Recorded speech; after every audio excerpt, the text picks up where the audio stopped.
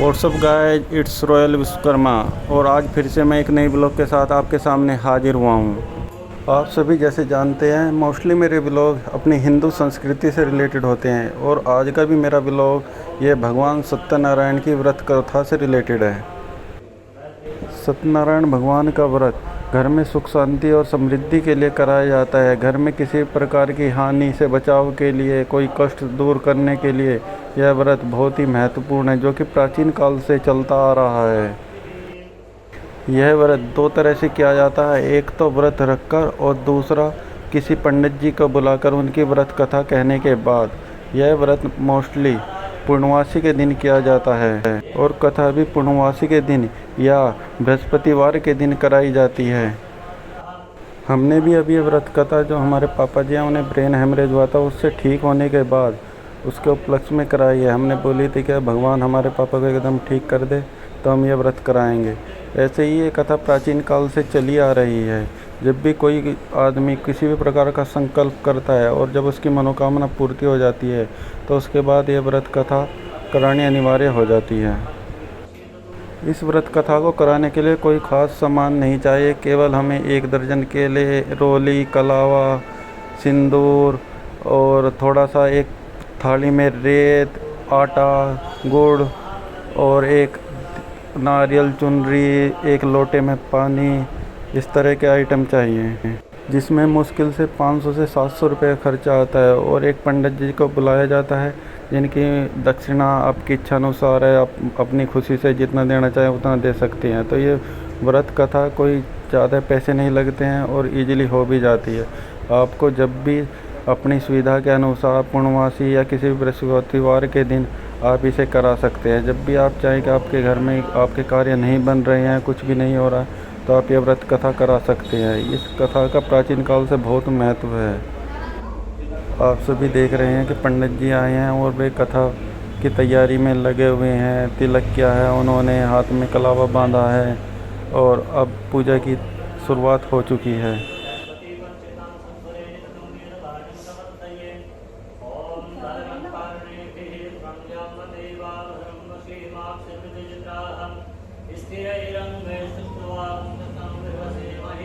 प्राचीन कथाओं के अनुसार एक बार नारद जी ने भगवान विष्णु से प्रश्न किया कि भगवान, कलयुग में सत्य का आचरण करने के लिए जब मनुष्य इतने पापों से घिरा रहेगा और इतने कलेश या दुखों से घिरा रहेगा, तब वह किस प्रकार सुख शांति और समृद्धि को पा सकता है। जब भगवान विष्णु ने उत्तर दिया कि कलयुग के दौरान जो मनुष्य सत्यनारायण का व्रत कथा करेगा वह अपने घर में सुख शांति और समृद्धि को प्राप्त कर सकता है। भगवान विष्णु ने बताया कि सत्यनारायण का अर्थ है सत्य का आचरण, सत्य निष्ठा और एक सत्याग्रह। जो मनुष्य अपने जीवन में सत्य का आचरण करेगा, सत्य निष्ठा से रहेगा, वह सुख समृद्धि को प्राप्त करेगा। सत्य ही ईश्वर है। नारद जी भगवान विष्णु से कहते हैं, भगवान मुझे विस्तार से बताइए इस व्रत को कैसे किया जाता है और करने से क्या क्या होगा। भगवान कहते हैं, सुनो, इस व्रत को करने से मनुष्य मोह से मुक्त होकर मोक्ष को प्राप्त करता है और स्वर्ग को प्राप्त करता है। भगवान कहते हैं, यह व्रत सुख समृद्धि देने वाला, धन धान्य से भरने वाला, दुख शोक का विनाश करने वाला और संतान का सुख प्राप्त करने वाला है। मनुष्य किसी भी दिन इस व्रत को पूरे परिवार के साथ मिलकर कर सकता है। इस व्रत को करने के लिए केले का फल, घी, दूध, गेहूं का चूर्ण, गुड़, शक्कर और सामग्री के साथ यह व्रत किया जाता है। इस व्रत को जो करता है और जो इस व्रत की कथा सुनता है वह भी पुण्य पाकर मोक्ष को प्राप्त करता है। कलयुग में यह मोक्ष प्राप्ति का सबसे सरल उपाय है। सत्यनारायण भगवान की व्रत कथा में प्रसाद भी चरणामृत का चढ़ाया जाता है। इसमें आटे को भूनकर उसे में थोड़ा सी बूरा मिला ली जाती है जिससे उसका स्वाद मीठा हो जाए और उसमें केले को काट कर डाला जाता है। मतलब आटा जो भुना हुआ है उसमें केले को मिला दिया जाता है, एक तो वो, और एक दूध में जो हमारा होता है दूध को मीठा करके, कच्चे दूध को मीठा करके उसमें थोड़े से तुलसी के पत्ते डालकर वो चरणामृत बनाया जाता है, जिनको प्रसाद में बांटा जाता है। और कभी भी पूजा के प्रसाद को त्यागना नहीं चाहिए, इससे घोर पाप लगता है। दोस्तों, अपना हिंदू धर्म इतना पवित्र धर्म है कि इसमें किसी भी चीज़ को छोटा बड़ा नहीं बता। हर चीज़ में यह कहा गया है कि हर चीज़ में देवता वास करते हैं, हर चीज़ में भगवान है। यहाँ तक कि मनुष्य के अंदर भी भगवान है। भगवान सर्वत्र हैं, सर्वदा हैं। पहाड़, पक्षी, नदियाँ, हवा, पानी, पहाड़, कोई भी ऐसी चीज़ नहीं है जिसमें पूजा ना होती हो। प्राचीन काल से लेकर आज तक हर तरह के, चाहे सूर्य भगवान हो, वरुण देव हो, पानी हो, जो भी चीज़ है सब की पूजा होती है। इसी प्रकार पंडित जी पहले सभी चीज़ों की पूजा करा रहे हैं, तब जाके आगे कथा का विस्तार प्रारंभ करेंगे और हम भी आपको बताएंगे कि कथा में क्या क्या कथा सुनाई गई है। आप सभी को अगर पूरी व्रत कथा जाननी है तो वीडियो में पूरी तरह से लास्ट तक बने रहिए। और आपको वीडियो पसंद आई है तो चैनल को सब्सक्राइब जरूर करें, वीडियो को लाइक करें और कमेंट में बताएं कि और किस तरह की पूजा पाठ को आपको जानना है, किस देवी देवता के बारे में आपको जानना है। जय श्री राम।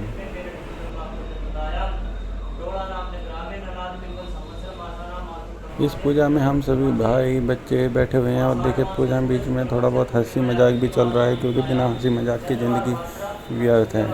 ये पीछे हमारे बड़े भाई बैठे हैं, साइड में निर्भय जो कि हमारा भतीजा है, साइड में छोटा भाई है और पूरा परिवार आगे बैठ के पूजा कर रहा है।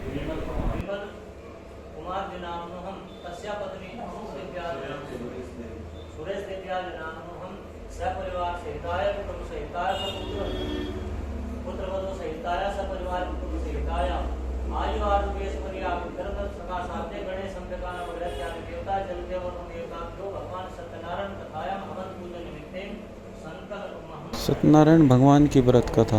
यह पूरी व्रत कथा केवल 5 अध्याय में विभक्त है, जिसमें से पहला अध्याय अब तक मैं आपको बता चुका हूँ और आगे के अध्याय जैसे जैसे पंडित जी बताते जाएंगे वैसे वैसे मैं आप सभी को बताता जाऊँगा।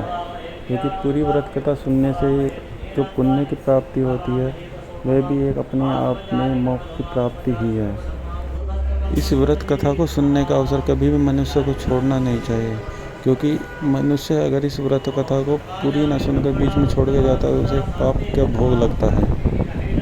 इसलिए मनुष्य को कलयुग में जहाँ से भी पुण्य की प्राप्ति हो सके, चाहे वो अपने आचरण में सुधार करके, सत्य का आचरण स्वीकार करके या गरीबों की सहायता करके, जिस भी प्रकार से आपको शांति मिल सकती है, पुण्य की प्राप्ति हो सकती है, मनुष्य को वो करते रहना चाहिए। क्योंकि कलयुग में मोक्ष प्राप्त होना ही सर्वदा सबसे मेन चीज़ है। आप सभी भली भांति जानते हैं कि बिना पूजा पाठ के किसी व्यक्ति का उद्धार नहीं हो सकता है। आजकल तो जो हमारी पश्चिमी संस्कृति वाले देश हैं वे भी हिंदू धर्म से जुड़ चुके हैं और वे भी हिंदू धर्म का प्रचार कर रहे हैं। कितने विदेशी कृष्ण भक्ति में लीन है।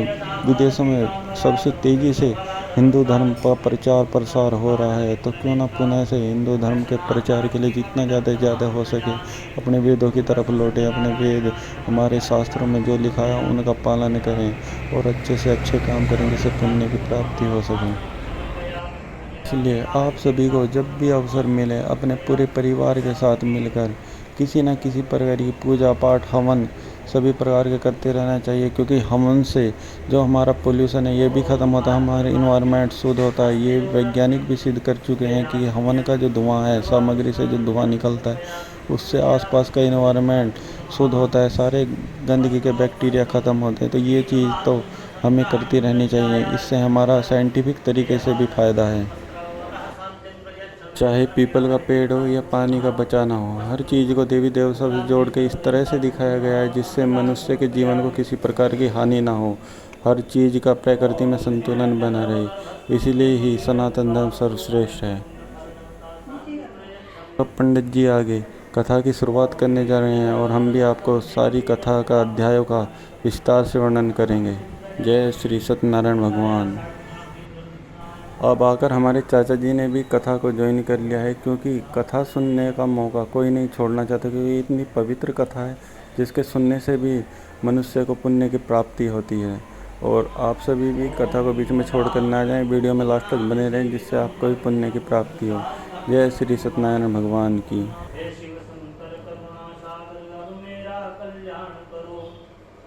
जागते चलते फिरते तुमको नहीं बिसराता हूँ।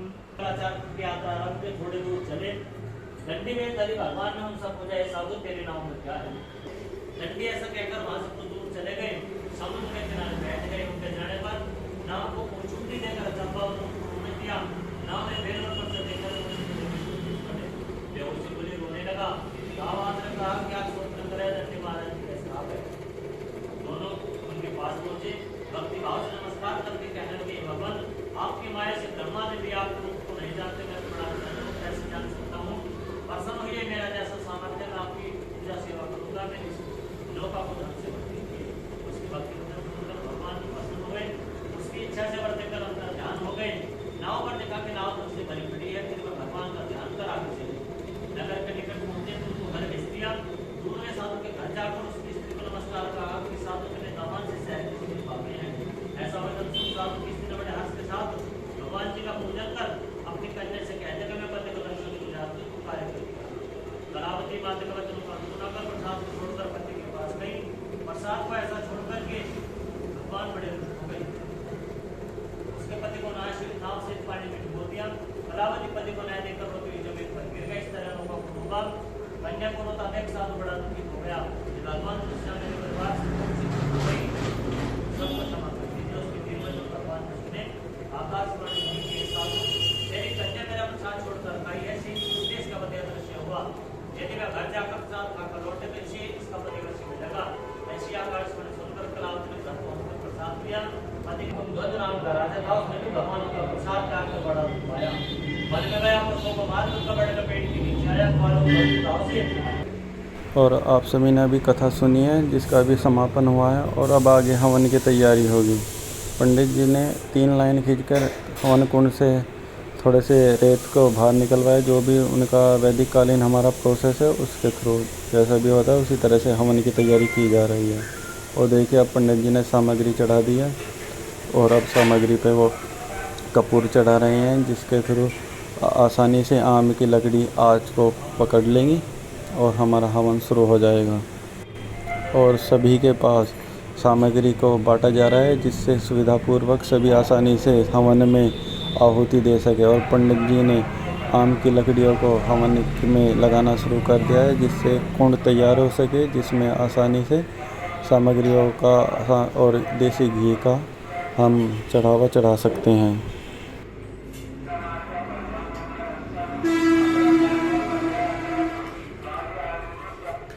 हवन के लिए आम की लकड़ियों को अत्यधिक पवित्र बताया गया है, इसलिए हवन में हमेशा आम की लकड़ियों का ही प्रयोग किया जाता है।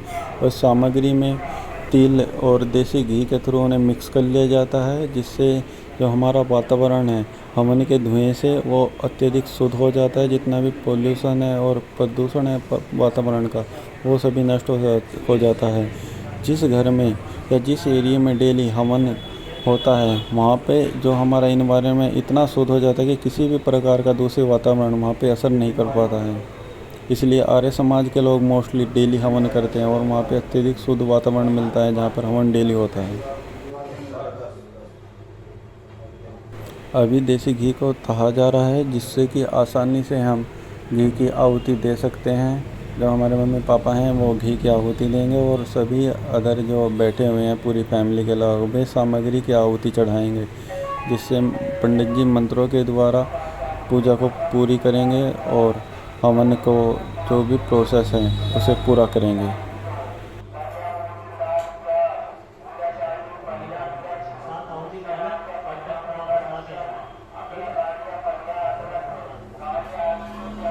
हवन के स्टार्टिंग में सबसे पहले 5 आहुति देसी घी की दी जाती हैं, उसके बाद ही सामग्री की आहुति प्रारंभ होती है। और पापा धीरे धीरे जो देसी घी की आहुति में देना स्टार्ट करें, जैसे देखिए आप जो हमारी अग्नि है वो कितनी तेज़ प्रज्वलित होनी शुरू हो गई है देसी घी की आहुति देने के साथ साथ।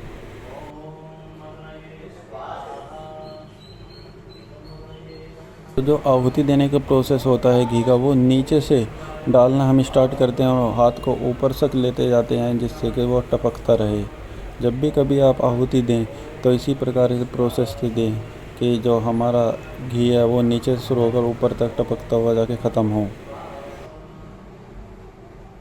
और और सामग्री देने का भी एक अपना ही प्रोसेस है। सामग्री देने के लिए जो हमारी पहली उंगली है और जो हमारी सबसे छोटी लास्ट की उंगली है, उन दोनों उंगलियों को टच नहीं करते। जो हमारी बीच की 2 उंगलियां हैं उनमें और अंगूठे से, इन बीच की 2 उंगलियां और अंगूठे के सहारे से सामग्री को पकड़कर उससे हवन में आहुति दी जाती है। कभी भी भूल कर भी पहली उंगली और लास्ट की कन्ना उंगली, जिसे हम छोटी उंगली भी बोलते हैं, उनका प्रयोग कभी भी हवन में सामग्री देने के लिए कभी न करें। केवल बीच की दोनों उंगलियां और अंगूठे के सहायता से ही सामग्री की आहुति हवन में चढ़ाएं।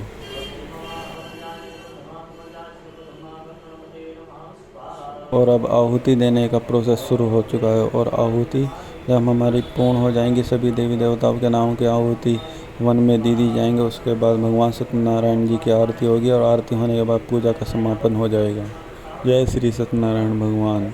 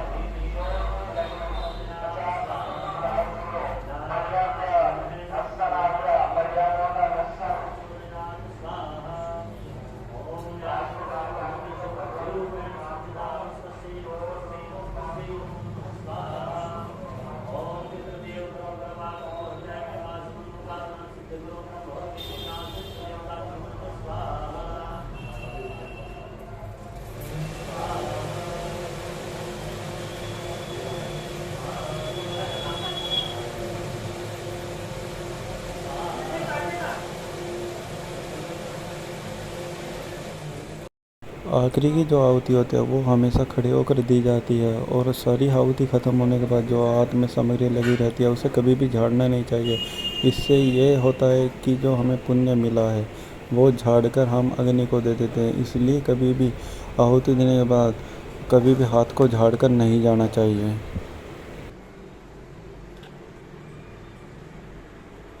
और जो सामग्री के बाद घी भी बचा है उसे भी कंप्लीट कर दिया जाएगा। आहुति देकर उसे भी नीचे से ऊपर की तरफ प्रोसेस में ही ख़त्म किया जाएगा, जिससे ना तो घी और ना ही सामग्री कोई शेष बची रहे हमारे पास आहुति दिए बिना।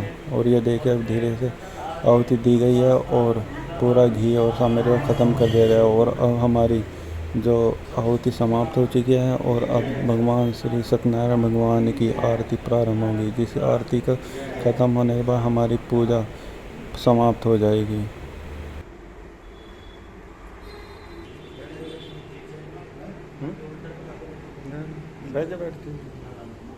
और अब आहुति ख़त्म होने के बाद आरती शुरू हो चुकी है। और हमेशा आरती का जो प्रोसेस है, आरती हमेशा घड़ी की दिशा के अकॉर्डिंग करनी चाहिए। कभी भी विपरीत दिशा में आरती नहीं करनी चाहिए। हमेशा सीधे हाथ से आरती को घड़ी की दिशा में ही करना चाहिए।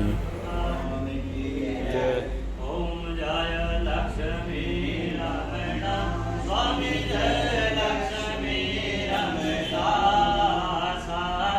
सत्यनारायण स्वामी सत्य काली कारण तेज को तर सिद्धियो स्वामी तेज दीने सो फल भोग्यो प्रभु रे तेरे आस्तुति की ओम जय लक्ष्मी रमणा भाव भक्ति के कारण छिन्न छिन्न रूप धरो स्वामी छिन्न छिन्न रूप धरो सरदा धारण कीने सरदा धारण कीने दिन को काज सरो ओम जय लक्ष्मी रमणा बाल बाल जम वन काल हरि ओम जय लक्ष्मी रमणा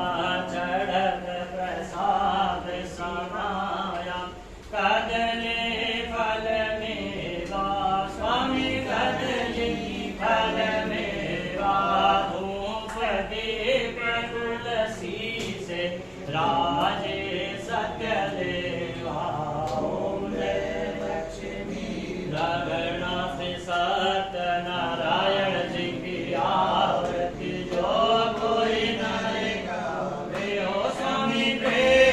आरती समाप्त होने के बाद अब शंख बजाकर पूजा का समापन किया जा रहा है। जय श्री सत्यनारायण भगवान।